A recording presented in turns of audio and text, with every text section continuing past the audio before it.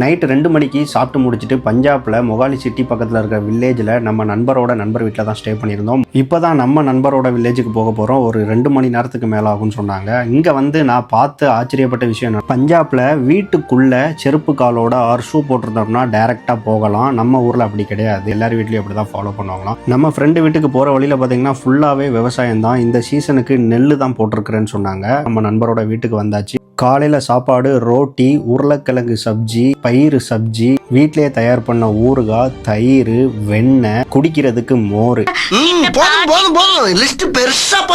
பஞ்சாப்ல பார்த்தீங்கன்னா எல்லார் வீட்லேயுமே குறைஞ்சது 2 எருவ மாடு இருக்கும் வில்லேஜ் சைடில். ஸோ அவங்களே ஓனாக ப்ரிப்பேர் பண்ணுற பால் சார்ந்த உணவு இல்லாமல் அவங்க இருக்க மாட்டாங்க. வெண்ணெய், தயிர், நெய், மோர் 3 வேளையுமே பால் சார்ந்தது சேர்த்துப்பாங்க. அண்ட் இந்த மாதிரி பச்சை மிளகாவும் வச்சு சாப்பிட்டுக்கலாம். தயிரும் தொட்டு சாப்பிட்டுப்பாங்க. நான் நேற்று நைட்டு சாப்பிட்ட மாதிரி ஒரிஜினல் வெண்ணெயை அப்படி சப்பாத்தியில் அப்ளை பண்ணி சாப்பிட்டேன். எனக்கு ரொம்ப பர்சனலாகவே பிடிச்சிருந்துச்சு. என்னோட ஃப்ரெண்டு வீட்லேயும் நான் செருப்பை வெளியில் போட்டு வந்துட்டேன். அவங்க அம்மா தான் அப்புறமா அந்த செருப்பை எடுத்துகிட்டு உள்ளே நீங்கள் போட்டுக்கலாம், ஒன்றும் பிரச்சனை இல்லைன்னு சொன்னாங்க. இந்த மாதிரி தூங்கும்போது அவர் பெட்டில் உட்காந்துருக்கும் போது மட்டும்தான் கலத்திப்பாங்க. அதுவுமே அந்த கட்டில் பக்கத்தில் தான் கீழே போட்டிருப்பாங்க. பஞ்சாப் சைடு இன்னும் நிறைய இன்ஃபர்மேஷன் உங்களுக்காக நான் போடுறேன். ஸோ என்னை மறக்காமல் ஃபாலோ பண்ணி வச்சுக்கோங்க.